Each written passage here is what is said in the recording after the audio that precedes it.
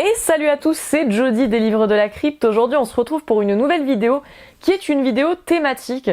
Ici, je voulais vous parler d'un sous-genre de l'horreur, qui a explosé ces dernières années, qui était déjà existant en réalité, mais qui a vraiment explosé ces dernières années avec les backrooms notamment. C'est l'horreur liminale. Je vais donc, comme à chaque fois que je vous présente un sous-genre horrifique et que je vous fais une sélection autour de ce sous-genre, vous en faire une définition. Et par la suite, on va entamer sur la présentation des œuvres. Ici, je voulais vous parler de livres, de films, de séries, de jeux vidéo autour de la question de l'horreur liminale. Si vous voulez aussi les sélections des créations Internet, YouTube autour de cette horreur liminale, n'hésitez pas à aller voir ma publication sur Instagram ou sur TikTok, puisque je vous les ai montrés là-dessus. Ici, pour la définition que je vais vous en faire, le terme liminal vient désigner des états, des moments, des espaces, des lieux qui vont se trouver à un point de transition. Cela, dans les œuvres, peut être soit réel ou plus métaphorique, par exemple le rêve, la réalité. En horreur, l'horreur liminale, c'est souvent des mécanismes horrifiques exploités qui viennent utiliser l'environnement, souvent des environnements communs qu'on a l'habitude de connaître, mais pour créer un état intermédiaire inquiétant avec des zones qui vont venir accentuer le malaise. Le familier va devenir étrangeté. Dans Shining, par exemple, on va avoir la scène de Danny qui va, vous savez, rouler dans ce couloir avec son petit kart à roulettes et ce couloir qui semble interminable. Et en fait, on a une inquiétude qui se crée dans cette scène de Shining puisque on ne sait pas ce qui va surgir à la vue de Danny et on ne sait pas quand est-ce que ce couloir va se terminer. Ça vient créer une tension, une oppression. Cela peut aussi parfois, plus métaphoriquement, représenter l'état psychologique d'un personnage, comme ça peut être le cas dans l'échelle de Jacob, par exemple, le film. Et dans les backrooms, pour vous citer cet exemple donc, qui a popularisé le sous-genre, on représente des espaces liminaux qu'il nous semble déjà avoir vus. Mais on va y associer plusieurs caractéristiques qui rendent ces lieux oppressants, terrifiants. Par exemple, des architectures illogiques, des choses qui vont accentuer notre malaise dans ces lieux-là. Voilà pour ma définition. Je ne sais pas si c'était très clair, j'espère que ça l'était. C'est celle que j'ai écrite quand on me l'a demandé sur TikTok quand j'avais fait la sélection, donc j'espère que c'est clair pour vous. On va commencer tout d'abord par les livres. Je vous ai rajouté des livres qui ne sont pas dans la sélection Instagram, TikTok. C'est pour ça que j'ai dû retirer un pan de la vidéo. Je vais vous parler du mythe de l'ossuaire. Le mythe de l'ossuaire, ici, c'est une saga de comics d'horreur absolument extraordinaire, mais vraiment absolument extraordinaire. C'est de l'horreur liminale, mais aussi de l'horreur cosmique, où on va suivre en fait des personnages qui à chaque fois vont se trouver dans des lieux différents et vont accéder à une autre dimension assez inquiétante, avec des architectures monumentales, des choses assez folles. C'est vraiment une saga de comics que j'ai absolument adoré sur la thématique et que je ne peux que vous conseiller, c'est merveilleux, les dessins sont sublimes en plus, donc allez-y si vous ne connaissez pas. The Staircase in the Woods de Chuck Wendig, alors ça, on peut pas être plus, on est avec une bande de potes, ils sont dans les bois alors qu'ils sont jeunes et qu'ils font une petite fête, et un escalier va apparaître au milieu de nulle part dans ces bois. Un pote à eux va décider d'y grimper et va disparaître et ne plus jamais revenir. Des années plus tard, ces potes-là vont se retrouver et vont décider de grimper dans cet escalier pour voir s'ils peuvent retrouver leur pote disparu des années auparavant. Récit extraordinaire, absolument génial d'horreur que je vous conseille, j'espère que ça sera traduit parce que c'est vraiment un banger. Strange Houses de Uketsu et aussi donc Strange Buildings sorti plus récemment, je peux vous citer. On est avec deux personnages qui vont enquêter sur des plans de maison. Sur des plans de maison et sur le fait que ces plans de maison contiennent quelque chose de terrifiant, un mystère qu'ils vont devoir résoudre. C'est un livre assez dark, assez intéressant, un livre d'horreur mix média, vous savez que j'aime beaucoup ça moi en plus, et qui va traiter donc de cette horreur liminale par le biais de ces plans de maison. C'est juste génial. C'était Notre maison de Marcus Cleaver, là aussi récit extraordinaire avec une femme qui va être chez elle, sa compagne n'est pas là, et puis il y a une famille qui va débarquer et qui va leur dire « Hey, au fait, c'était la maison de mon enfance, est-ce que je peux la montrer à ma famille ?» Elle va hésiter et finalement elle va les laisser rentrer et il aurait jamais fallu qu'elle les laisse rentrer. Récit qui m'a vraiment terrifiée pour le coup. C'est très très rare qu'un récit me fasse peur, mais celui-ci, ça a fonctionné. En tout cas, la première partie, le premier quart du récit m'a fait très peur. Très efficace, génial. Pen Pal de Dayton Auerbach. Ici, un roman dans lequel on va suivre plusieurs anecdotes de notre personnage. Et ce personnage, en fait, il va nous raconter des anecdotes de sa vie qui ont l'air tout à fait banales comme ça. Mais quand tu les lis, tu vois qu'il y a quelque chose de très étrange qui va se dissimuler dans chacune de ces anecdotes. Et là aussi, c'est un roman dans lequel l'horreur liminale est pas mal exploitée et que j'ai trouvé terrifiant. J'ai beaucoup aimé. Dead End Tunnel de Nick Roberts. Un récit que j'ai absolument adoré là aussi, assez terrifiant. On va suivre une bande de potes, de jeunes adolescents qui vont décider d'aller chercher de l'alcool un soir parce qu'ils sont là en mode ouhou, on fait la fête et tout. Et ils vont traverser un tunnel. Sauf qu'en traversant ce tunnel, l'un d'entre eux va disparaître. Étrange. Où est parti leur pote? Qu'est-il devenu? Que se passe-t-il dans ce tunnel? C'est ce qu'on va suivre. Un livre là aussi que je vous conseille, vraiment un banger. C'était extraordinaire. Piranèse de Susanna Clarke. Piranèse, c'est un roman assez étrange où on suit un personnage seul dans une immense bâtisse. C'est une atmosphère très étrange. C'est un roman qui ne ressemble à rien de ce que j'avais lu auparavant. Un récit à lire si vous aimez les romans avec une atmosphère très étrange, très mystérieuse et donc avec cette atmosphère d'horreur liminale puisque c'est présent dans le récit. N'hésitez pas. La Maison des Feuilles de Mark Z. Danielewski, bon ben là j'étais obligée de vous en parler de La Maison des Feuilles, c'était évident, une histoire dont je vous ai parlé assez souvent, donc je ne vais pas m'éterniser, mais où on va donc suivre le manuscrit d'une histoire d'horreur où en fait une famille est dans une maison et ce sont les Navidson, donc on suit les Navidson Records, et en fait est dans une maison où l'intérieur est plus grand que l'extérieur, ce qui en fait n'est pas possible logiquement. Et on va suivre tout cela au travers d'explorations dans cette maison pour savoir d'où cela vient. C'est assez efficace, il y a des moments qui sont assez terrifiants, moi qui m'ont fait penser au SCP notamment. C'est un récit qui est très très dur à lire par contre. Moi je l'avais lu en lecture commune et heureusement parce que franchement je pense que je l'aurais pas fini sinon. J'aurais abandonné. Donc c'est pas un récit qui est très fluide à la lecture, mais c'est un récit dont j'ai trouvé la lecture intéressante. Je sens grandir ma peur de Yen Reid, très efficace. Alors l'horreur liminale, en plus il y a une adaptation en film de ce livre, et l'horreur liminale est tellement exploitée dans le film. Ici, dans Je sens grandir ma peur, on est avec une femme qui doit aller chez ses beaux-parents, et en fait tu vois qu'elle est pas très heureuse dans son couple, pour tout vous dire. Tu le vois, et elle reçoit des textos sur son téléphone qui sont super chelous parce qu'ils viennent d'elle-même. Et c'est des textos très inquiétants. Et elle est sur la route avec son compagnon pour y aller. Et c'est un très court roman, un très court thriller, mais dans lequel toi tu vas essayer de démêler le vrai du faux. Qu'est-ce qui se passe? What the fuck? C'est trop bizarre l'ambiance. C'est exactement le type de livre étrange que j'adore. Tu aurais dû t'en aller de Daniel Kellman, là aussi, on est tout à fait dans ce qu'on pourrait qualifier donc d'horreur liminale, avec un scénariste en mal d'inspi qui va décider de séjourner dans une maison isolée dans la montagne avec sa famille, donc sa femme et sa fille. Et tout ne va pas se passer comme prévu, c'est un récit à l'atmosphère très bizarre, très étrange, assez sombre, mais que j'ai beaucoup aimé. Horror Store de Grady Hendrix.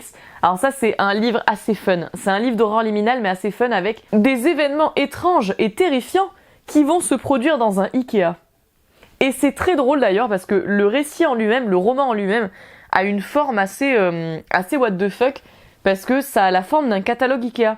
C'est-à-dire que le livre a la forme d'un catalogue Ikea. J'en ai un bon souvenir. C'est il y a très longtemps que je l'avais lu, c'était il y a des années de ça. Et j'en ai gardé un bon souvenir, donc franchement, je vous conseille, si vous voulez de l'horreur liminale plus fun, Horror Store, ça peut le faire quoi. The Hollow Places de T. Kingfisher. Alors là aussi, on est complètement dans la thématique, avec pour le coup une femme qui va explorer un monde étrange au travers d'un trou dans un mur. Et tu suis tout cela. C'est un livre qui n'a pas été un coup de cœur me concernant, mais j'ai beaucoup aimé l'atmosphère horrifique qui était développée, et donc je me devais de vous en parler quoi. Aussi, Coup de grâce de Sophia Ajram. Ça, c'est un récit qui est plus profond. On est plus autour de la question psychologique. On est avec un personnage qui va prendre le métro et qui va se retrouver perdu dans cette station de métro. C'est un récit qui est très étrange et c'est vraiment pour le coup un récit d'horreur psychologique. Ici, Coup de grâce de Sophia Ajram. Après toi, les ténèbres de Gus Moreno. Ici, un livre dans lequel on va suivre un homme qui perd sa femme. Il est en deuil. C'est très très dur. Et il va décider de s'isoler là aussi dans une petite bâtisse et espérer dans ce chalet se reconstruire, et on va suivre donc tout cela. C'est un de mes coups de cœur, ça j'ai vraiment beaucoup aimé Après toi les ténèbres, je vous le conseille énormément. Récit d'horreur assez triste, hein, c'est-à-dire puisqu'il traite de la thématique du deuil, mais il traite de la thématique du deuil de façon tellement qualitative et tellement intéressante que je vous conseille d'y aller quoi. Ensuite, Brèche vers l'enfer de Kees Kodja. Alors celui-ci moi je l'adore, la traduction française est pas terrible, donc si vous le pouvez, lisez-le en anglais sous le titre de Cypher, sinon lisez-le en français, mais c'est vrai que la traduction est pas folle, mais j'avais quand même bien aimé, moi la première fois que je l'avais lu en français. Brèche vers l'enfer, on est avec des personnages qui vont découvrir là aussi une sorte de trou dans le sous-sol de leur immeuble, et en fait ils vont commencer à faire des expériences avec ce trou, à acheter des trucs dedans, à essayer de voir, etc. Et récit là vraiment au visuel horrifique extraordinaire. Je vous conseille vraiment de découvrir la plume de Kees Kodja si vous ne la connaissez pas. C'est une plume en horreur, moi, que j'aime beaucoup. En tout cas, c'est des récits d'horreur, je trouve, qui ont le mérite à chaque fois d'être d'une originalité folle, d'être vraiment... Enfin, découvrez, si vous le pouvez, la plume de Kees Kodja. C'est une plume qui est d'horreur plus rétro. On trouve ces récits dans les J'ai lu Épouvante, notamment. Et vraiment une plume de l'horreur que je trouve superbe et hyper intéressante. Bref, Brèche vers l'enfer. L'école emportée de Kazuo Umeds. Petite recommandation manga avec un manga que j'adore. On est ici tout simplement dans un manga d'horreur où toute une école va se retrouver téléportée dans un monde étrange, désolé. Et on va suivre tous les enfants de cette école, leurs professeurs, etc. essayer de survivre et de ne pas céder à la panique dans cet univers, puisqu'il n'y a que leur école qui a été téléportée, quoi. Lisez-le si vous le pouvez, excellent manga d'horreur, qui en plus a été réédité en français il y a peu, donc n'hésitez pas. Pour terminer ma sélection d'ouvrages sur cette thématique de l'horreur, je voulais vous parler de Backrooms de Maxime Mirabel. Ici, un roman d'horreur autour de la question des backrooms, qui va s'inspirer des backrooms pour en faire une histoire inédite. Un roman d'horreur young adulte, je dirais, autour de la question des backrooms. Donc si vous aimez cela, n'hésitez pas. Alors ensuite, j'avais envie de vous parler des films autour de la question de l'horreur liminale, mais aussi des séries. Alors, je voulais donc vous citer Vivarium, bien sûr. Vivarium. C'est un film qui fait pas l'unanimité, la plupart des gens l'aiment pas. La plupart des gens n'aiment pas ce film. J'ai une pote qui l'a regardé et qui l'a trouvé très chelou. Moi j'ai adoré. J'adore ce film. Il te fout ultra mal à l'aise, mais qu'est-ce que c'est bien. En fait tu vas sur un couple et ce couple ils vont aller voir une sorte d'agence si vous voulez immobilière et tout, et qui va leur proposer un petit lotissement. Ils vont leur dire c'est parfait pour vivre votre petite vie, n'hésitez pas. Ils vont arriver dans ce lotissement et toutes les maisons se ressemblent, c'est super bizarre et tout, et ils vont se retrouver coincés. Ils vont plus pouvoir sortir de ce lotissement terrifiant où toutes les maisons se ressemblent. Et tu suis cela. Visuellement, c'est du génie, c'est extraordinaire. Je n'oublierai jamais ce film. Je veux dire, visuellement, il y a vraiment quelque chose d'assez incroyable, quoi. Enfin, une inventivité folle. Regardez Vivarium, peut-être que vous allez détester comme la plupart des gens. Shining, évidemment, je vous en parle assez rapidement. Shining va beaucoup exploiter l'horreur liminale, pour le coup. Avec l'hôtel, on va suivre Jack Torrance qui va aller bosser en tant que gardien dans un hôtel durant tout l'hiver avec sa famille. Et en même temps, il en profite pour écrire son roman. Et ça va partir en cacahuète. Événements étranges, paranormaux dans l'hôtel. Ok ? Vous avez tous vu Shining, c'est bon. Je vais pas vous faire un résumé hyper long, mais Shining. L'échelle de Jacob. Et l'échelle de Jacob, c'est un film que j'adore. Un de mes films préférés là aussi. Où on va suivre un personnage qui va être traumatisé par les horreurs qu'il a vues à la guerre. Et qui va avoir des visions cauchemardesques à partir de ce moment-là. Et tu suis tout cela. Film incroyable, que je vous conseille si vous ne l'avez jamais vu, qui a inspiré notamment Silent Hill 3, de Truman Show. Évidemment que je dois vous parler de Truman Show. C'est un film qui m'avait tellement marqué quand je l'avais vu.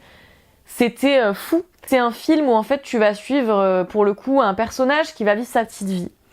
Et il va commencer à constater des choses un peu étranges dans sa vie, comme des événements qui se répètent sans arrêt, des patterns, des choses très bizarres et tout. Génial, je peux pas vous spoiler, je peux pas vous en dire plus, c'est dur, mais vraiment un de mes films qui traite de cette horreur liminale préféré, parce que là aussi visuellement c'est très intéressant et narrativement aussi. Je voulais vous parler, c'est pas un film d'horreur, mais je voulais vous parler de Eternal Sunshine of the Spotless Mind. Alors ça peut être une forme d'horreur, hein, c'est un film qui est assez dramatique quand même. Des personnages qui vont trouver dans cet univers la possibilité, si vous voulez, d'effacer un pan d'une histoire d'amour de leur tête.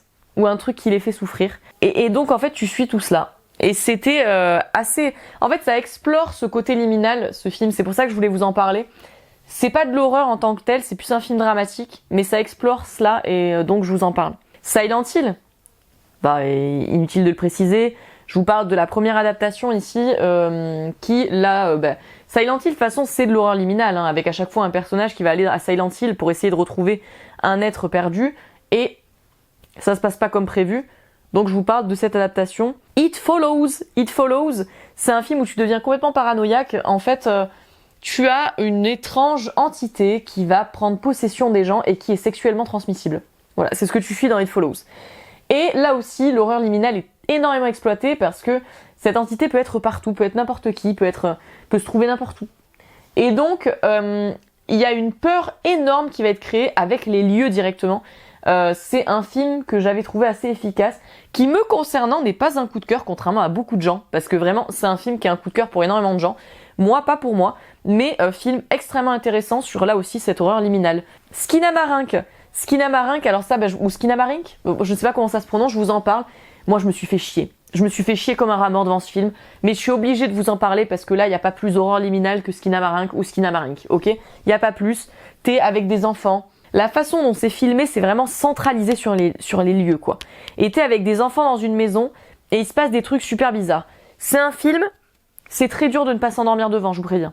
Tout se joue sur l'atmosphère, l'ambiance sonore, l'ambiance visuelle, etc.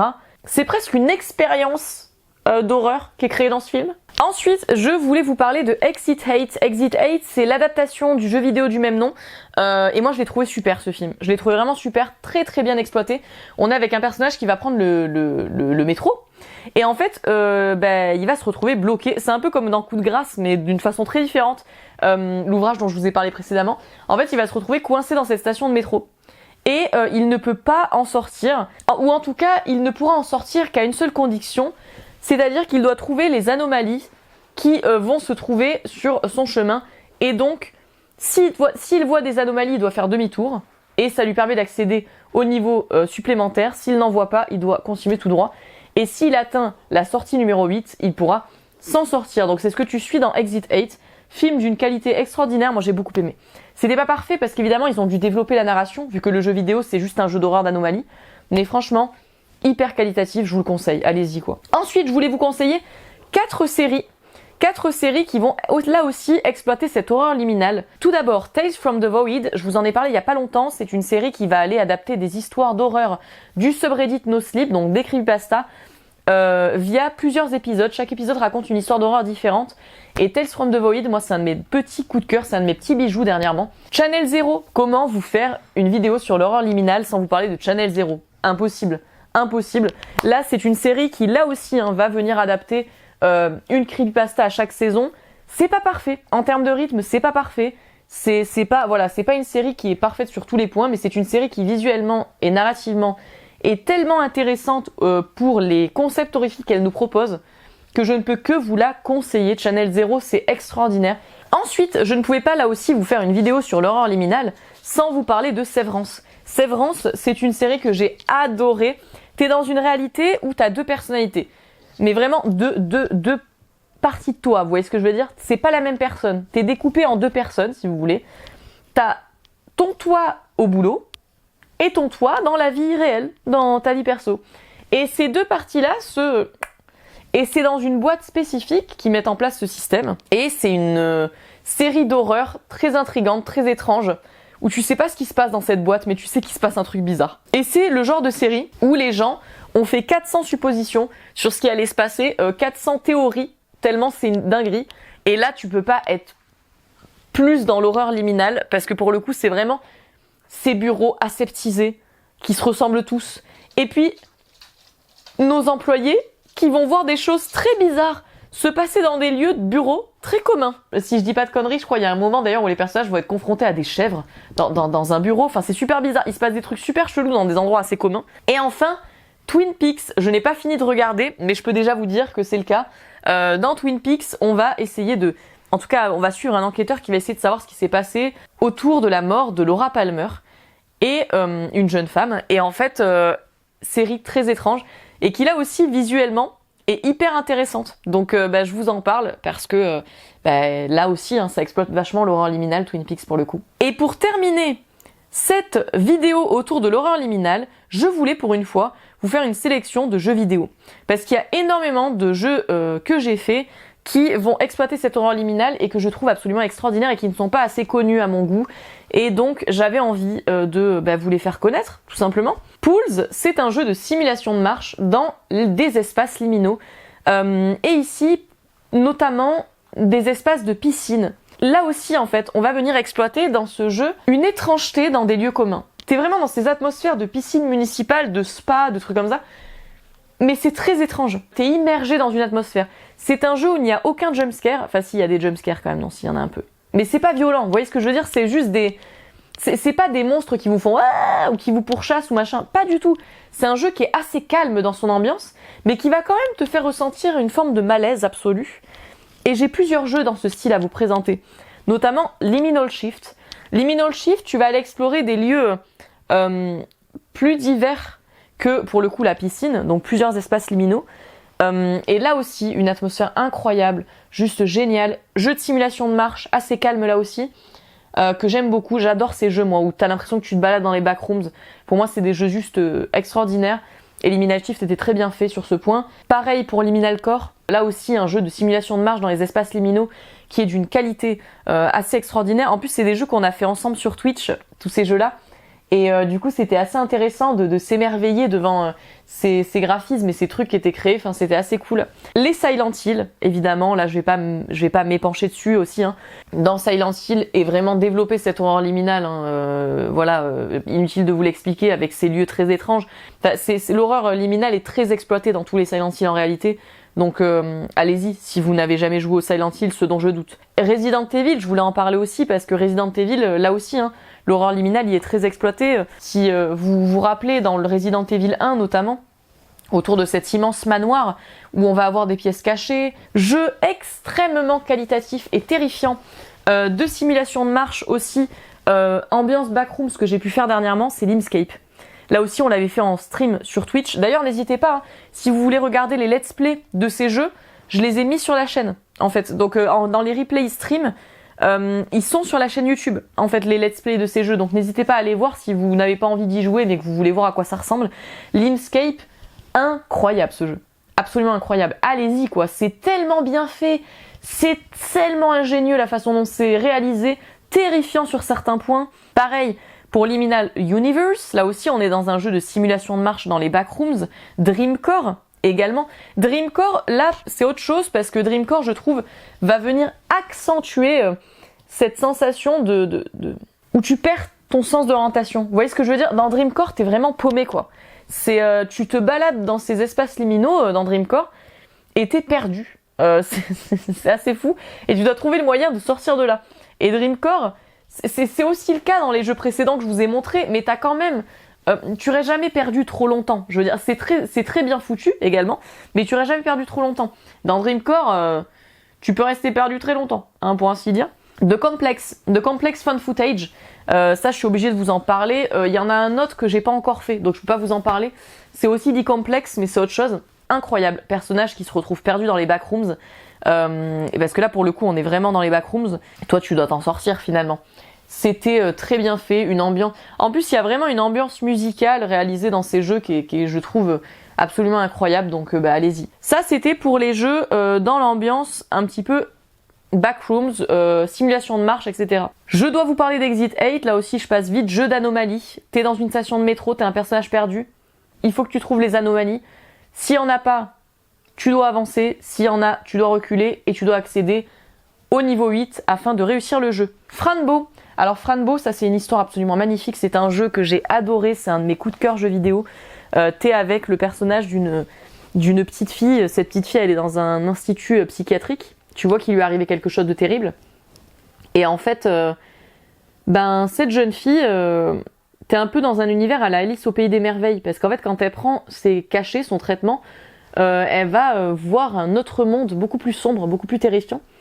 Et donc toi tu vas essayer de quelque part de suivre l'épopée de cette jeune fille et la menace qui va rôder autour d'elle. C'était visuellement magnifique. Jouez à Franbo si vous l'avez jamais fait, c'est top. Happy Game. Happy Game, là aussi, hein, c'est plus psychologique, c'est comme Franbo. T'es un petit personnage, et en fait, j'ai l'impression dans ce jeu, c'est comme ça qu'on l'a interprété sur Twitch quand on y avait joué, que ça va explorer les traumas de l'enfance. Happy Game un peu.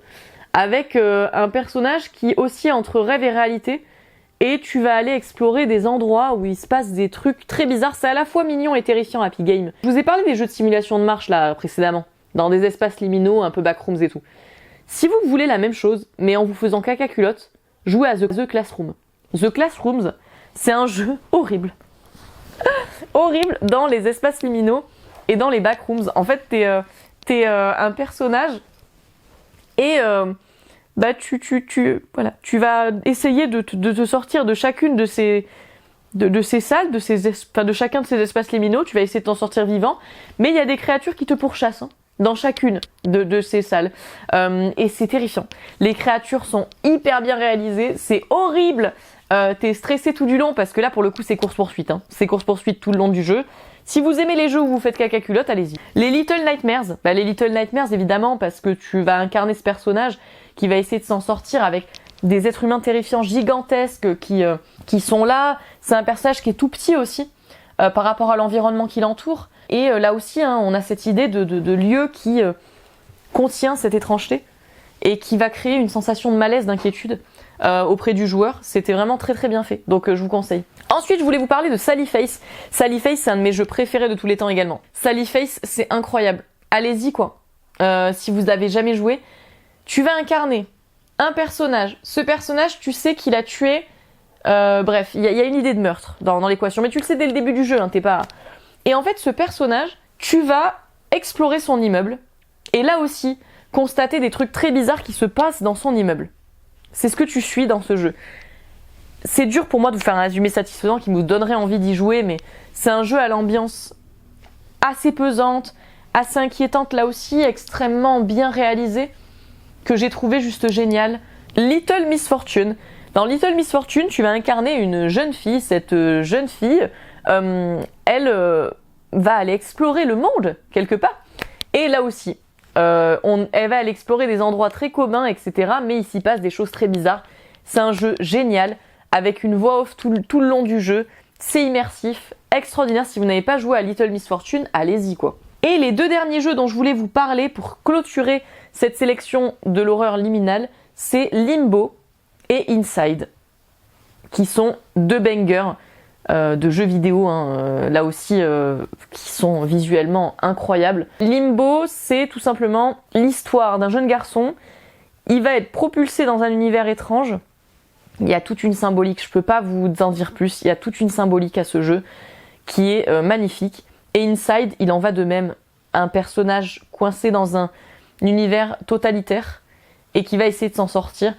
Et c'est vraiment des jeux qui basent énormément leur ambiance et leur horreur sur le visuel. C'est deux jeux que je trouve juste géniaux, donc je vous les conseille. J'en ai terminé pour cette sélection autour de l'horreur liminale, j'espère que cela vous aura plu. N'hésitez pas, comme je vous le disais, pour les créations YouTube, à aller voir ma publication sur Instagram et sur TikTok, parce que je vous ai mis des chaînes, des œuvres notamment d'Analogue Horror, où sont développées cette horreur liminale, mais là pour la vidéo YouTube, bon bah j'ai dû un peu raccourcir.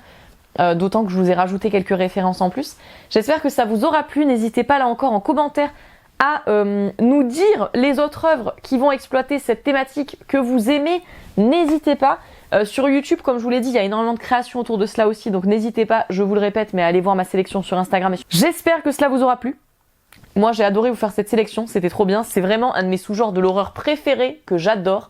Je m'enfonce dedans et j'adore. C'est à la fois terrifiant et cosy pour moi, l'horreur liminale. Donc j'espère que cela vous aura plu. N'hésitez pas à faire vos suggestions en commentaire. Moi, je vous fais de gros bisous et je vous dis à très vite pour une prochaine vidéo.